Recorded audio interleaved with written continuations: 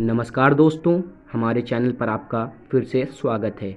तो हम आज बिना वक्त लिए आपको कहानी समझाएंगे जो 4 लवर एक्ट 5 में दिए गए हैं। तो सबसे पहला लवर जो हमारा होता है वो कहानी है ट्रॉयलस और क्रेसिडा की।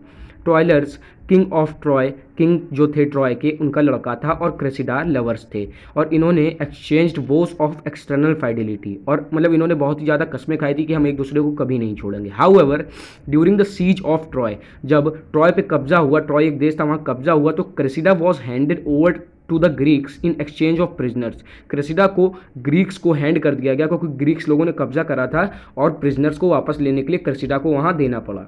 She had vowed to remain constant, उसने कसम खाई थी कि मैं वहाँ एकदम कॉन्स्टेंट रहूँगी और किसी से नहीं प्यार करूँगी। वो ट्रॉयलस से कसम खा के गई थी। But had vowed to remain constant but soon he fell with loved with Dione, but थोड़े दिनों ही में इसने डायोन के साथ प्यार कर लिया।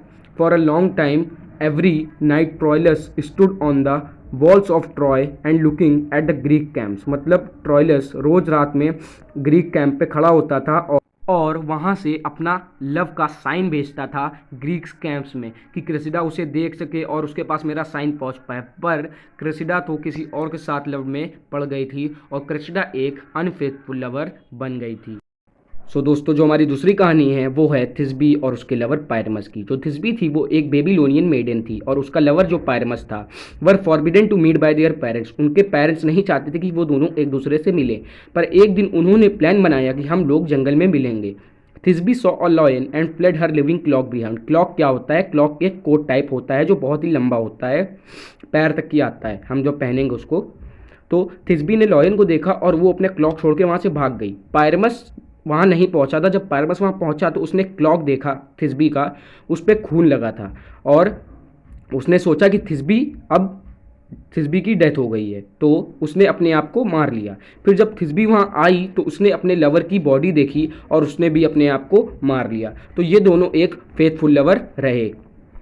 और गाइस, जो हमारी तीसरी कहानी थी वो थी जेसन और उसकी पत्नी मीडिया और उनके जेसन के पिताजी एनियस की। तो जो जेसन था वो हमारा एक ग्रीक हीरो था और उसने अपने expedition to Colchis in search of golden ram's fleece, और उसको एक एडवेंचर, डेंजरस एडवेंचर पे भेजा गया था गोल्डन राम्स फ्लीस लाने में। ये एक जड़ी बूटिया टाइप की थी। और जो उसकी पत्नी थी मीडिया, वो एक मैजिशियन थी और उसने अपने पति की हेल्प करी उस जड़ी बूटी के लाने में जिसका नाम था गोल्डन राम्स फ्लीस।